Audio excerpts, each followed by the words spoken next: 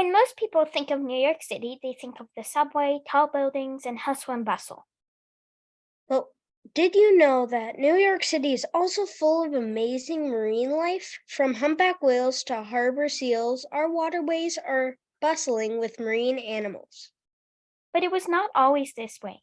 In the late 1940s, the Hudson River was used as a dumping site for harmful chemicals, which polluted the water and harmed marine life. Thankfully, things are improving, says Paul Siswerda, the president of Gotham Whale, an organization that advocates for whales and marine mammals of New York City. There's no question that the whales, dolphins, seals, marine life in general is increasing around New York. And the question was, why do we think that's happening? Well, I make a very direct correlation and probably causation in the fact that the water of the Hudson River is much improved. And this is the culmination of all the work that has been done since the 1970s, when the Hudson River was just a mess.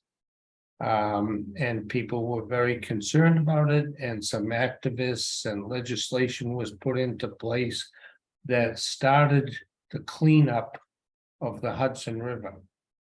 The pieces of legislation Siswerda is referring to are the Clean Water Act and the Marine Mammal Protection Act, both of which helped bring back aquatic life to our area. Another contributing factor to the comeback of marine life is the resurgence of Atlantic menhaden and the efforts to protect it. Atlantic menhaden is a keystone species and an important part of the food web.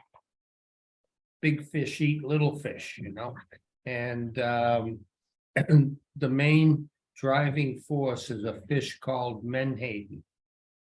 And menhaden are back in abundance around the waters of New York.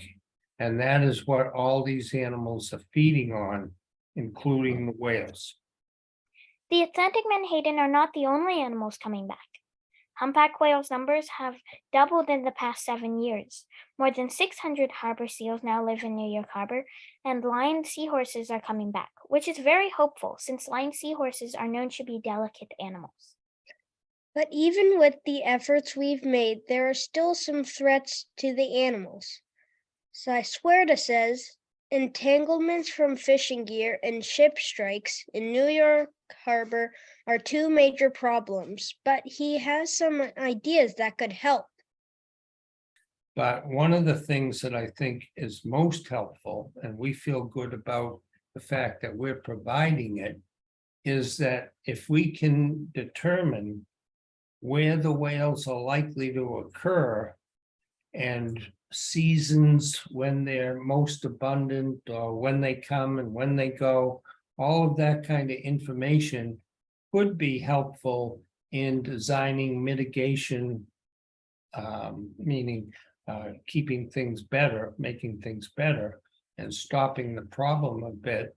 But if we can provide that kind of information, like there's more whales in July than there is in September, that could be helpful in designing regulations or procedures that would reduce the boat traffic and reduce the possibility of the whales getting hit.